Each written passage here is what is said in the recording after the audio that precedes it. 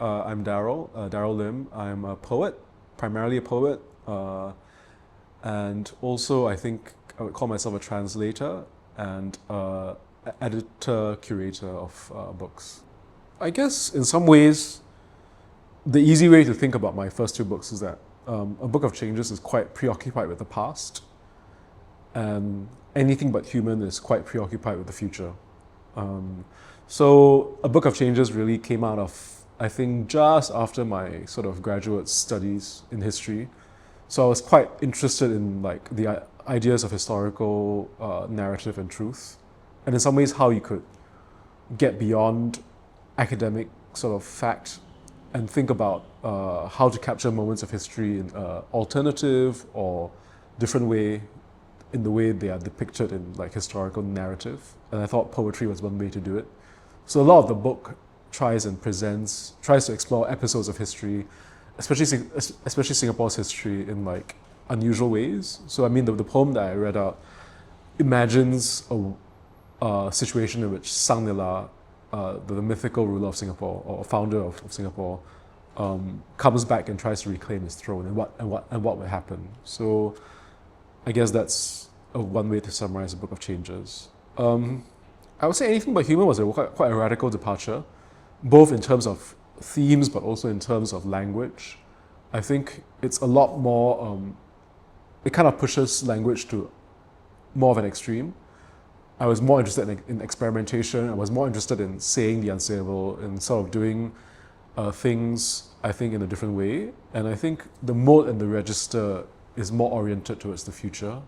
And one way you can think about the book is the book deals with, I think, how to write, or tries to answer the question of how do you write poetry in a trash heap, right? Because there's this idea that the world is increasingly more filled with trash, and that's both physically, of course, but like in terms of media, in terms of the things we say, in terms of, and this was even before AI slop. It was kind of this idea of ever more surrounded by trash, and in a world that is ever more populated by trash, how do you write poetry? And so this was really what the book was trying to answer, and I think it sort of does. So the third book is called Mistranslations from a Future Vernacular. Contrary to the title, it's not actually a book of translations.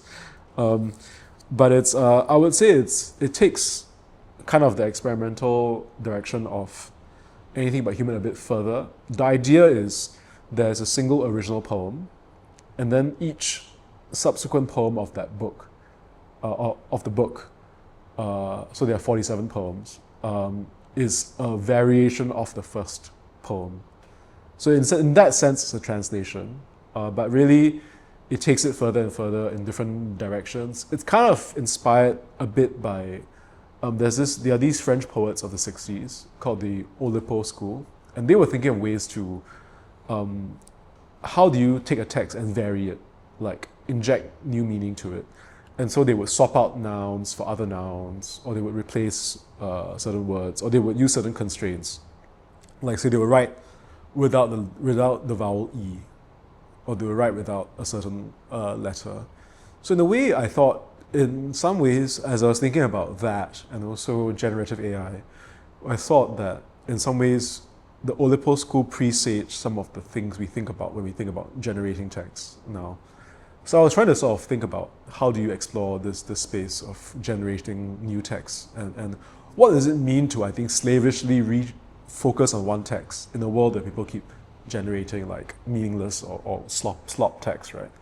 So it's a very weird book in the sense of there's a lot of experimentation with Oulipo school methods of the past. There's some use of generative AI, but there's also use of very ancient like technology, like a crossword. It's kind of ancient technology.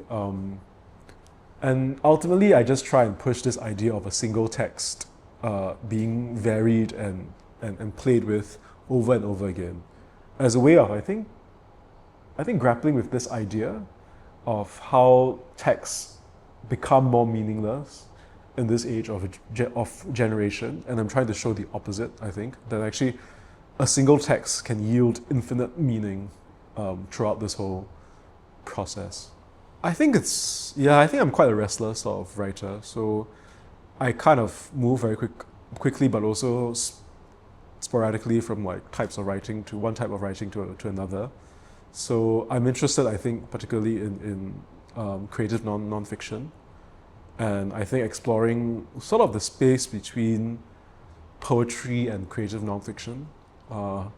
In some ways, I think for a poet, creative nonfiction is kind of one of the closest forms, like allied forms, because they're both forms that are quite concerned with the nature and the stature of truth in the text. So in poetry, and I think in creative nonfiction, truth means something that is not quite always true of fiction, of course, because fiction is naturally not truthful. So I'm interested in exploring that space. I think there are forms like the prose poem which lend themselves to exploring that kind of gap. So I've been writing things in that direction. I'm also interested in writing about visual arts and film, so I've been doing quite a lot of that as well. And I think I'm interested in that kind of interdisciplinary spaces between either forms or genres or media. That's where I'm at, I think. I mean, I'm quite influenced more by film than by music. So a lot of my,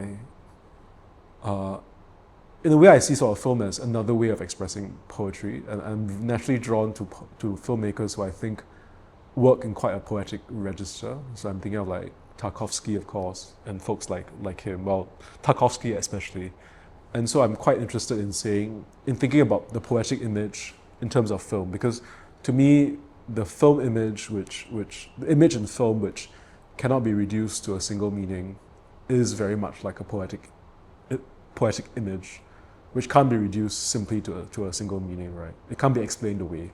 So it retains its mystery and kind of emotional significance. And I think that's what ties film and poetry together. So yes.